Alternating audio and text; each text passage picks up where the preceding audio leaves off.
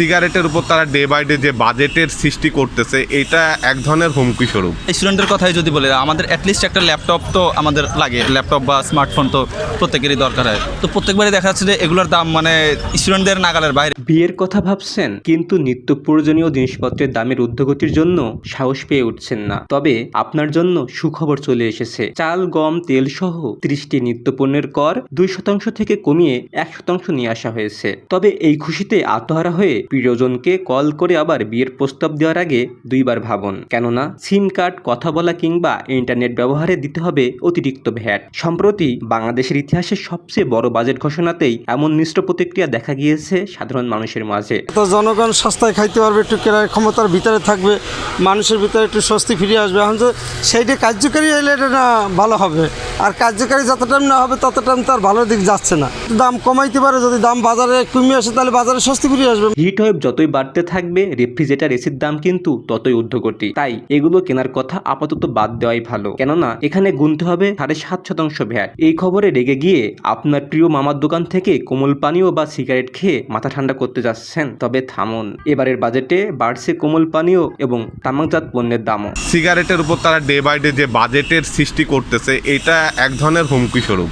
কারণ সিগারেটের সাথে তাদের বাজেটের প্রতিনিয়ত যেই বাজেট তারা বৃদ্ধি করতেছে, এর ক্ষেত্রে আমাদের স্মোকার যারা আছি তারা তো হয়তো সিগারেট খাওয়ায় বাদ দিতে হবে, কিন্তু যারা প্রকৃত স্মোকার তারা যদি বাজেট আরও 10 গুণও বৃদ্ধি করে হয়তো মনে হয় না বাদ দিবে। এটা যেহেতু আমরা বেশি দামে কিনতেছি, 1 টাকা করে দাম বেশি, আর পাইকারি নিলে দেখা যাচ্ছে 500 টাকায় 50 পয়সা করে বেশি নিচ্ছি। এবারের প্রস্তাবিত বাজেটে নিত্য প্রয়োজনীয় দ্রব্যের সাথে কমছে গুঁড়া দুধ ও চকলেটের দাম।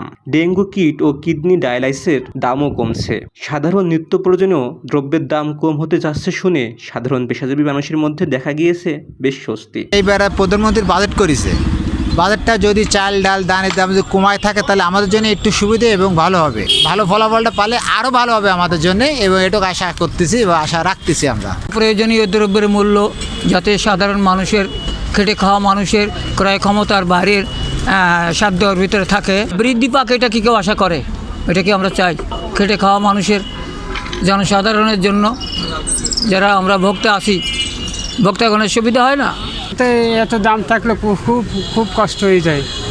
হ্যাঁ, একটু ভালো মন্দ তো খাইতে পারি না আমরা। হ্যাঁ, আমরা চাই একটু নিত্য জিনিসের দাম কম থাক, আমরা যাতে একটু বাঁচতে পারি। অন্যদিকে যুব সমাজ বলছে, ডিজিটাল বাংলাদেশে মোবাইল, কম্পিউটার স্টুডেন্টের জন্য অত্যাবশ্যকীয়। এগুলোর দাম বৃদ্ধি কোনোভাবেই মেনে নেওয়া যায় না। ভাই, এখন দেখা যাচ্ছে যে প্রত্যেকবারই বাজেট পাস হয় এবং প্রত্যেকবারই বাজেটে দেখা যায় যে বিভিন্ন ইলেকট্রনিক সামগ্রী যেগুলো আর কি, যেমন আমরা স্টুডেন্টের কথাই যদি বলি, আমাদের অ্যাটলিস্ট একটা ল্যাপটপ তো আমাদের লাগে, ল্যাপটপ বা স্মার্টফোন তো প্রত্যেকেরই দরকার হয়। তো প্রত্যেকবারই দেখা যাচ্ছে যে এগুলোর দাম মানে স্টুডেন্টদের নাগালের বাইরে। আমাদের স্টুডেন্ট আমরা যারা আছি, ল্যাপটপ বা মোবাইল ফোন বা সিম যে ভ্যাটগুলো বাড়ানো হয়েছে, এগুলো আমাদের জন্য ক্ষতিকর। কারণ আমাদের মতো মধ্যবিত্ত মানুষের পক্ষে এগুলো বহন করাটা অনেকই কষ্টসাধ্য ব্যাপার। আমি চাই দেশের উন্নয়ন হোক, দেশের মানুষের কর্মসংস্থান বৃদ্ধি পাক। তাই বলে দৈনন্দিন মানুষের যে আয় রোজগার, সেগুলোর কথাও বিবেচনা করে বাজেট বাড়ানো উচিত ছিল। দিন শেষে একটা কথাই বলবো, বাজেট হোক উন্নয়নের জন্য, গরিব মানুষের জন্য, যেন কোনো স্বার্থলোভী মানুষ এই বাজেটকে ব্যবহার করে রাতারাতি বড় লোক না হয়। সুখী, সমৃদ্ধ, উন্নত ও স্মার্ট বাংলাদেশ বিনির্মাণের অঙ্গীকার শীর্ষ 2024-25 অর্থবছরের বাজেটের আকার 7,96,900 কোটি টাকা, যা আগের অর্থবছরের থেকে 36,000 কোটি টাকা বেশি। Shafed Hossain Shawon, voice of tiger.